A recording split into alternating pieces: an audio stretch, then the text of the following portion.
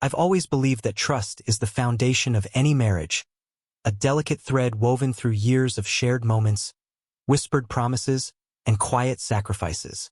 For me and Elise, that thread felt unbreakable. We'd been married for 12 years, and while life wasn't perfect, it was ours. We had a cozy house in the suburbs, a daughter named Lila who was 9 and obsessed with painting, and a rhythm to our days that felt comforting, predictable. Elise was my anchor. Her laugh could light up a room, and her sharp wit kept me on my toes. She was a graphic designer, freelancing from home, while I worked as a project manager for a construction firm, often pulling long hours to keep the bills paid and our little world spinning. But lately, something had shifted. It was subtle at first, like a crack in a foundation you don't notice until the walls start to lean. Elise was distracted, her phone always buzzing, her attention drifting during our conversations. She'd started locking her phone with a new passcode, something she'd never done before. When I asked about it, she'd laugh it off, saying she was just organizing her chaos or protecting client files. I wanted to believe her. I did believe her. But the unease grew, a quiet hum in the back of my mind that I couldn't silence. It was a Thursday evening in early May when the hum became a roar. I'd come home early from a site visit, my boots still dusted with concrete powder, expecting to find Elise sketching at the kitchen table or helping Lila with her latest art project. The house was quiet, though too quiet. Lila was at her friend's house for a sleepover, and Elise's car was in the driveway, but the lights were dim. I called out her name, my voice echoing in the stillness. No answer. A prickle of worry crept up my spine as I climbed the stairs, my work bag still slung over my shoulder. Our bedroom door was slightly ajar, and I pushed it open, expecting to find her napping or maybe working on her laptop. Instead, I saw her silhouette against the window, her back to me, her phone pressed to her ear.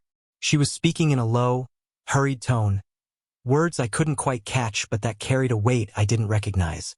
She didn't hear me come in, didn't notice me standing there, frozen, as her voice dipped into something soft, intimate. I know, she was saying, but we have to be careful. He's not stupid, okay? Just give me time. My stomach twisted. The air felt thick, like I was breathing through a straw. I cleared my throat, and Elise spun around, her eyes wide, her face pale as if she'd seen a ghost. Tom! She gasped, fumbling the phone, nearly dropping it. You're home early. Who was that? I asked, my voice steady despite the storm brewing inside me. I set my bag down, the thud loud in the quiet room. She tucked her phone into her pocket, her movements too quick, too deliberate. Just a client, she said, forcing a smile. They're being difficult about a logo design. You know how it goes. I didn't believe her, not because of the words, but because of the way her eyes darted away, the way her hands fidgeted, the way she stood just a little too far from me, like she was guarding something. I wanted to press her, to demand answers, but Lila's laughter from past evenings echoed in my mind, and I couldn't bring myself to shatter the fragile peace we'd built. Not yet. Instead, I nodded, pretending to accept her explanation. Rough day? I asked, stepping closer, trying to bridge the gap I felt widening between us. She relaxed, just a fraction, and nodded. Yeah, you could say that. How about you? How's the site going? We fell into our usual routine, talking about work, about Lila, about the mundane details of our life. But the whole time, my mind was elsewhere, replaying her words on the phone, dissecting her tone, her hesitation. That night, as we lay in bed, her breathing soft and even beside me, I stared at the ceiling, unable to sleep. The hum in my head had turned into a question. Who was she talking to? And why did it feel like a betrayal? The next few weeks were a slow descent into paranoia. I started noticing things I'd overlooked before. Elise was spending more time on her phone, often stepping outside to take calls or texting late into the night. She'd started dressing differently, too. New clothes, sharper, more polished, like she was trying to impress someone. She'd laugh it off when I complimented her, saying she was just refreshing her style. But it didn't sit right. She was always meticulous about her appearance, but this felt intentional. I tried to shake it off, to focus on work, on Lila, on anything but the growing suspicion.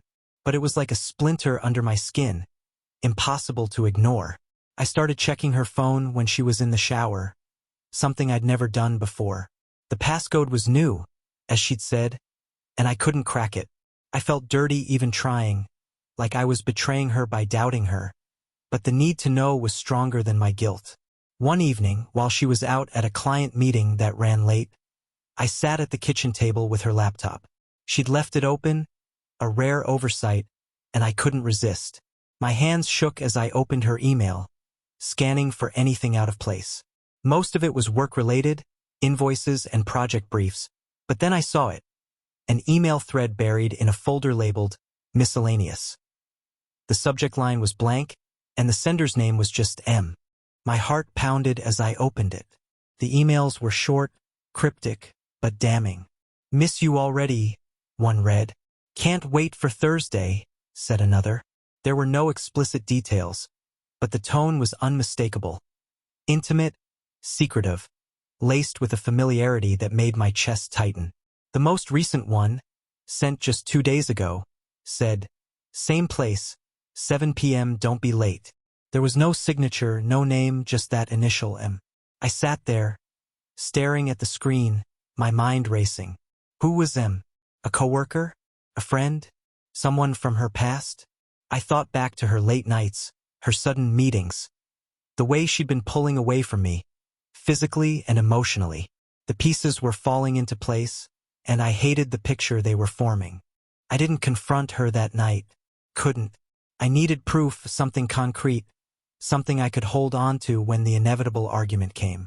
So I started watching her more closely, noting her schedule, her habits. I felt like a detective in my own marriage, and it made me sick, but I couldn't stop.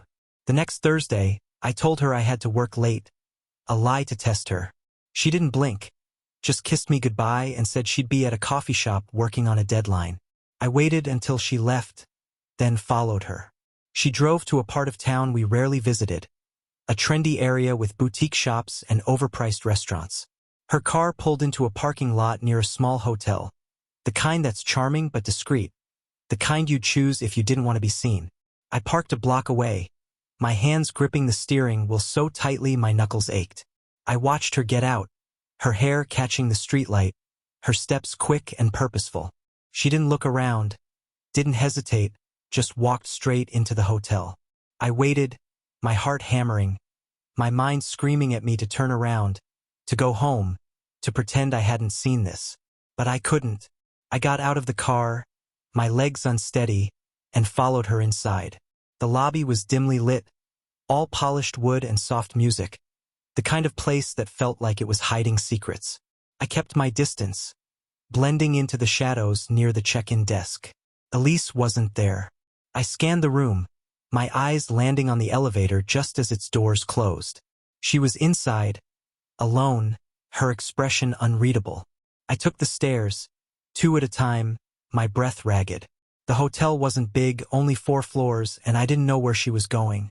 But I had to know. I checked each floor, peering down hallways, listening for her voice, her laugh. On the 3rd floor, I heard it. A soft giggle, unmistakably hers, coming from a room at the end of the hall. My blood ran cold. I approached the door, number 312, and stood there, my ear pressed against the wood, hating myself for what I was doing but unable to stop. There were voices inside, hers and another, male, low and warm. I couldn't make out the words, but the tone was enough. It was the tone she used to use with me, back when we were newlyweds, when every touch was electric, every glance a promise. My hand hovered over the doorknob, but I didn't turn it. Couldn't. Not yet. Instead, I pulled out my phone, opened the camera, and waited. Minutes passed, maybe 10, maybe 20. The door opened, and Elise stepped out, her hair slightly mussed, her lipstick smudged. Behind her was a man, tall, broad-shouldered, with dark hair and a face I recognized instantly. Michael, her old college friend, the one she'd reconnected with at a reunion last year, the one she'd mentioned casually over dinner, saying they'd been catching up. Michael, whose name started with M. They didn't see me. They were too wrapped up in each other. Her hand lingering on his arm. His smile too familiar, too intimate. I snapped a photo, then another, my hands trembling but steady enough to capture the moment. They kissed, quick but deliberate, before she turned and headed for the elevator. He watched her go, then closed the door. I stood there, rooted to the spot, the photos burning a hole in my phone. My wife, my Elise, was betraying me. Not just with anyone, but with someone she'd known for years, someone she'd laughed about with me, someone I trusted her to see as just a friend. The world tilted, and I felt like I was falling, even though I hadn't moved. I didn't confront her that night. I drove home, my mind a blur, the photos a weight I couldn't shake. When she came home, she acted normal, chatting about her deadline and asking about my day. I played along, my voice hollow, my smile forced. But inside I was planning. I wasn't going to let this destroy me. I wasn't going to let her walk away unscathed. She'd betrayed me, betrayed Lila, betrayed everything we'd built. And I was going to make her pay, not with shouting or tears, but with something colder, something calculated. Something that would hurt her as much as she'd hurt me. The days following that night in the hotel were a blur of rage and restraint. I moved through our house like a ghost. My interactions with Elise reduced to mechanical exchanges. Good mornings, good nights, and the occasional forced smile for Lila's sake. My daughter was the only thing keeping me grounded. Her bright chatter about school, and her latest watercolor masterpiece, a lifeline in the storm churning inside me. But every time I looked at Elise, I saw her silhouette in that hotel hallway. Her hand on Michael's arm, her lips brushing his. The images were seared into my mind, and with them came a clarity I hadn't expected. I wasn't going to let this betrayal define me. I was going to take control. I didn't confront her. Not yet. Confrontation would give her the chance to lie, to deflect, to turn this into a fight where she could play the victim. No, I needed to be smarter than that. I needed a plan. One that would expose her, unravel her world as thoroughly as she'd unraveled mine. Revenge wasn't enough. I wanted her to feel the weight of her choices, to lose something she valued as much as I'd valued our marriage. And I wanted it to be precise, deliberate, like a blade slipped between ribs. The first step was gathering evidence. The photos from the hotel were a start, but they weren't enough. I needed more, something undeniable, something that would hold up in court if it came to that. I wasn't sure yet if I wanted a divorce. Part of me still loved her, or at least the version of her I'd married, but I wanted options. So I became a shadow in my own life, watching, listening, collecting. I started by accessing her laptop again when she was asleep, using the moments when she left it unlocked or forgot to log out. Her email was a goldmine, though she'd gotten better at covering her tracks. The M folder was gone, deleted, but I found traces of it in her trash, recoverable with a bit of effort. The emails were careful but not careful enough. Dates, times, locations, a coffee shop here, a park there, and always that same hotel, the Meridian, every Thursday at 7 p.m. I printed them out, kept them in a locked drawer in my office at work, a place she'd never look. Her phone was trickier. The passcode was still a barrier, but I noticed she used her laptop to sync her messages sometimes. One night, while she was out at another client meeting, I connected her phone to her laptop and mirrored her texts. What I found made my stomach churn. Messages to Michael, full of pet names and promises, plans for their next meetup, and complaints about me. How I was distant, how I didn't get her anymore. It was like reading the diary of a stranger. I screenshot everything, saving them to an encrypted folder on my work computer. But evidence wasn't enough. I needed to know who Michael was, what he meant to her, and what he had that I didn't. I remembered him vaguely from stories Elise had told. Her college friend, the charming one who'd always been a bit too smooth, too confident. I dug into his life, starting with social media. His profiles were public, a goldmine of arrogance. Michael Carter, 38, real estate agent, recently divorced, living in a flashy condo downtown. His posts were all about his new listings, his gym routine, his adventures with vague captions that screamed midlife crisis. I found photos of him at the same college reunion Elise had attended. his arm around her in one, her smile too bright, too unguarded. I cross-referenced his posts with her emails and texts. The timeline matched. Their reconnection had started last fall, around the time she'd started pulling away from me. I found a post from him about a special someone, making his days brighter, dated 3 months ago. It was like a punch to the gut, but I kept digging. I needed to know everything. The next step was tracking them. I couldn't follow her every Thursday, it was too risky, and I had work. But I could be strategic. I bought a small GPS tracker, the kind used for luggage, and slipped it into the lining of her purse one morning while she was in the shower. It was a violation, I knew, but so was her betrayal. The tracker synced to an app on my phone, showing me her movements in real time. Every Thursday, like clockwork, she went to the Meridian. Sometimes she'd stop at a cafe first, sometimes a park, but always the hotel by 7 p.m. I started documenting it, building a timeline, a case. But evidence and tracking were just the foundation. The real plan was forming in my mind, a way to expose her that would hit her where it hurt most. Her reputation, her pride, her carefully curated image as the perfect wife, mother, and artist. Elise thrived on admiration, on being seen as flawless. I was going to strip that away, publicly, painfully, and in a way she couldn't deny. I started by planting seeds. I knew her friends, her clients, her network. She'd always been the social one, hosting dinner parties, organizing art shows, charming everyone with her wit and warmth. I began reaching out to them casually, under the guise of planning a surprise for her birthday in July. I asked about her recent projects, her mood, her habits, fishing for anything that might confirm what I already knew. Most of them were clueless, but her friend Sarah, a fellow designer, let something slip over coffee one day. Elise has been so secretive lately, she said, stirring her latte. She's always rushing off to meetings, but she won't say who with. I thought maybe she was working on something big, but I don't know, Tom. She seems different. Different. That word stuck with me. I pressed Sarah gently, asking if she'd noticed anyone new in Elise's life. She hesitated, then mentioned Michael, saying she'd seen them together at a gallery event a few months back. Looking cozy. I played it off, thanking her for the insight, but inside, I was seething. Cozy. The word was like a splinter, digging deeper. I used that information to refine my plan.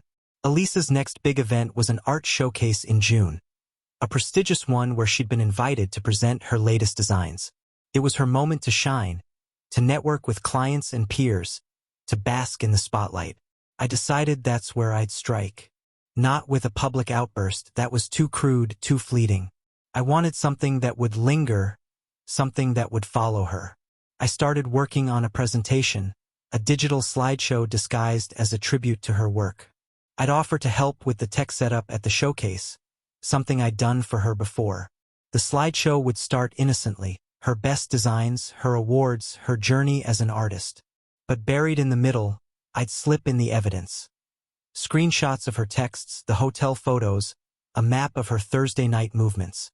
I'd make it subtle, professional, like an accidental leak, something that could be plausibly explained as a glitch but would be impossible to ignore. Her clients, her friends, her peers, they'd all see it. She'd have to face the questions, the whispers, the judgment. I spent nights in my office, refining the slides, testing the transitions to make sure they looked seamless. I hacked into her portfolio website, downloading her designs to make the presentation authentic. I even recorded a short audio clip of her voice from one of her phone calls, captured when I tested the mirroring software. A snippet where she laughed and said, "You make me feel alive again." I layered it into the slideshow, set to play softly during the reveal. It was cruel, yes, but so was her betrayal. I wanted her to feel exposed, vulnerable, the way I'd felt standing outside that hotel room. But I didn't stop there. I knew Michael had to face consequences too. He wasn't just a bystander. He'd chosen to step into my marriage, to take what wasn't his. I dug deeper into his life, looking for leverage.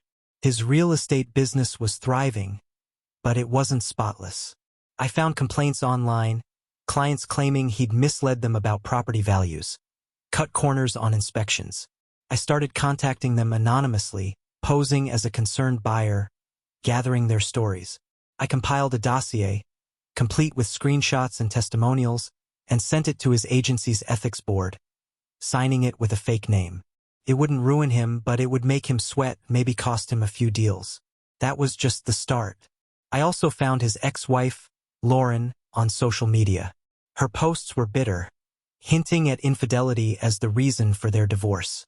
I reached out, again anonymously, through a burner email, asking if she'd ever suspected Michael of cheating. She responded quickly, eager to vent.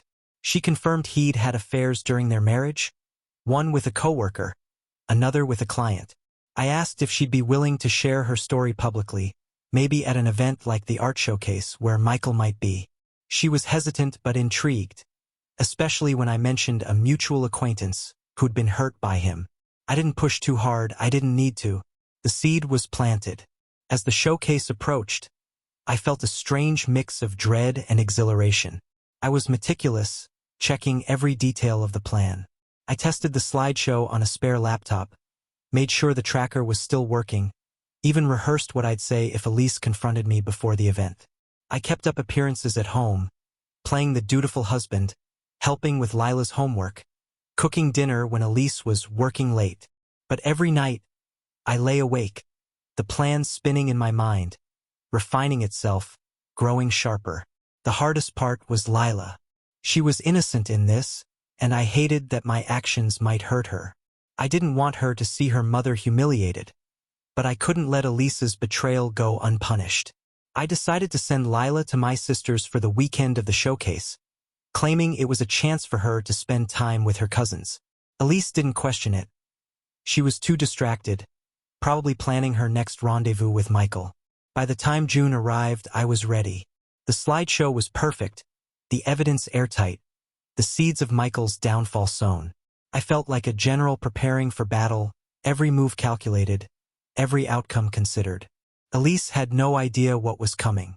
She thought she was untouchable, that her secret was safe. But I was going to show her and everyone else exactly who she was. The art showcase would be her stage, and I'd make sure it was her undoing. The night of the art showcase arrived like a storm I'd been tracking for weeks, its weight pressing down on me as I drove to the venue. The gallery was a sleek, modern space downtown, all glass walls and polished concrete floors, buzzing with the chatter of Elise's colleagues, clients, and friends. She was in her element, flitting between groups, her laugh carrying over the hum of conversation. She wore a deep green dress that hugged her frame, her hair swept up in a way that made her look like she'd stepped out of a magazine. To everyone else, she was the star of the evening. To me, she was a stranger, a woman who'd shattered the life we'd built together. Tonight, I'd make sure she faced the consequences. I'd arrived early, volunteering to help with the tech setup as planned.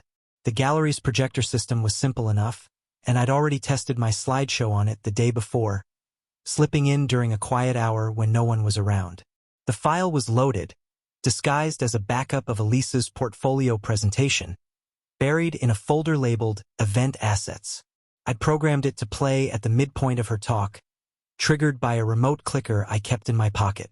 The evidence, screenshots, photos, her voice clip, was woven into the slides, designed to look like a glitch, a momentary lapse that would leave the audience stunned but curious. I'd rehearsed the timing, the tone I'd use when I apologized for the error, feigning shock while letting the images do the talking.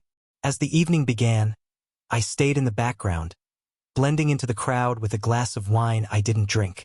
Elise took the stage, her voice confident as she introduced her latest designs, her slides clicking through vibrant logos and sleek branding campaigns. She was magnetic, commanding the room's attention, and I could see why people were drawn to her. But every smile, every gesture, felt like a lie now. I stood near the tech booth, my hand in my pocket, fingers brushing the clicker, my heart steady but my pulse loud in my ears. The crowd was engrossed, nodding along as Elise described her creative process. I waited for the cue, a slide about her inspiration, a generic image of a sunrise she always used to transition to her personal story. When it appeared, I pressed the clicker. The screen flickered, and for a moment I thought it might not work. Then, there it was, A screenshot of her text to Michael, blown up for all to see. Can't stop thinking about you. Thursday can't come soon enough. The words hung in the air, stark against the white background. A murmur rippled through the crowd, heads turning, whispers starting. Elise froze, her smile faltering. Oh, that's not supposed to, she started, clicking her own remote frantically. But I'd locked the system to my control. The next slide appeared. The photo from the hotel, her and Michael in the hallway, his hand on her waist, her lips on his. The room went silent, the kind of silence that feels like it's sucking the air out. Elisa's face drained of color, her eyes darting to the screen, then to the crowd, then to me. I met her gaze, my expression blank, my hands still in my pocket. The slideshow continued, each slide a knife. Another text. He's so predictable, it's suffocating. A map showing her Thursday night routes to the Meridian. And then, the audio clip, her voice soft and unmistakable. You make me feel alive again. The crowd gasped, some shifting uncomfortably, others staring at Elise like she was a specimen under glass. I pressed the clicker one last time, and the screen went back to her portfolio, as if nothing had happened.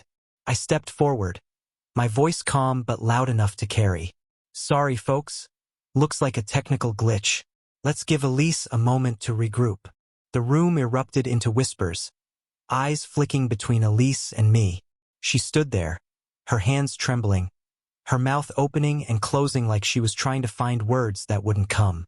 I could see the panic in her eyes, the realization that her carefully curated world was crumbling. She stammered something about needing a break and fled the stage, the crowd parting as she pushed through to the back exit. I didn't follow her. I didn't need to. The damage was done. But that wasn't the end of it. I'd planned for Michael to feel the sting too. Earlier that week, I'd sent an anonymous tip to his agency's ethics board, attaching the dossier I'd compiled, client complaints, shady deals, and a subtle hint about his personal conduct, including a reference to inappropriate relationships that could damage the agency's reputation.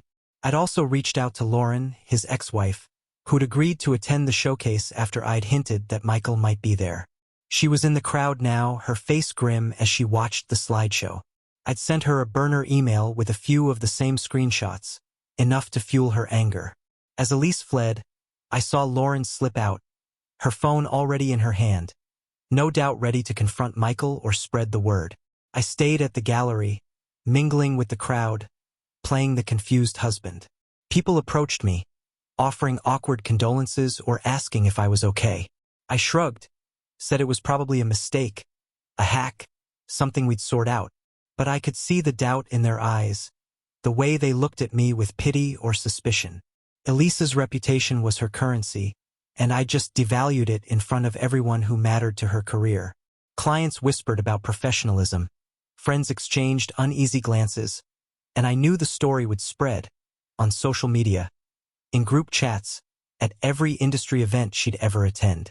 When I got home that night, Elise was there, sitting on the couch, her eyes red from crying. Lila was still at my sister's, thank God, so we had the house to ourselves. She looked up at me, her voice shaking. Tom, how could you do that? You humiliated me in front of everyone. I sat across from her, my hands folded, my voice cold. You humiliated yourself, Elise. You and Michael. How long did you think you could keep it from me? She flinched like I'd slapped her. It wasn't supposed to happen like this, she said, her words tumbling out. It was a mistake, a stupid mistake. I was going to end it, I swear. Don't. I cut her off. Don't lie to me now. I saw the texts, the emails, the hotel receipts. I followed you, Elise. I know everything. Her face crumpled, and she started to sob, but I felt nothing. No pity, no regret, just a cold, hard resolve. I told her I needed space, that she should stay somewhere else for a while. She didn't argue, just grabbed a bag and left, saying she'd go to her sister's. I didn't care where she went. The house felt empty without her, but it also felt cleaner, like I'd purged something toxic. The fallout was swift and brutal. By the next morning, the showcase incident was all over social media. Not the details, but enough. Vague posts about drama at the gallery, hints about Elise's personal life causing a stir. Her clients started pulling back, citing concerns about reliability. Her friends, the ones she charmed for years, were suddenly distant, their texts unanswered or curt. Sarah, her closest colleague, called me to ask what was going on, and I played dumb, letting her fill in the blanks. The narrative was taking shape without me needing to push further. Elise, the perfect designer, had a secret, and it was unraveling her. Michael wasn't spared either. The ethics board launched an investigation into his business practices, spurred by my dossier and a few well-timed complaints from former clients I'd nudged into speaking up. His social media went quiet, his listings stalled. Lauren, true to form, had posted a cryptic rant about cheaters getting what they deserve, tagging his agency. I didn't know if she'd confronted him directly, but I didn't need to. The seeds I'd planted were growing, and his reputation was taking the hit I'd intended. For weeks, I lived in a strange limbo. Elise tried to reach out, leaving voicemails, sending texts, begging to talk. I ignored her, letting her stew in the consequences. Lila came home, and I told her mommy was working on a big project, that she'd be back soon. It was a lie, but I needed time to figure out what came next. Divorce, reconciliation, or something else. My anger was still there, but it was tempered by a strange sense of victory. I'd exposed them, dismantled their lies, and done it without raising my voice or losing control. But the victory was hollow. Late at night, when Lila was asleep and the house was silent, I'd look at old photos of us. Our wedding, Lila's first birthday, vacations where Elise's smile was genuine. I'd wonder where it went wrong, what I could have done differently.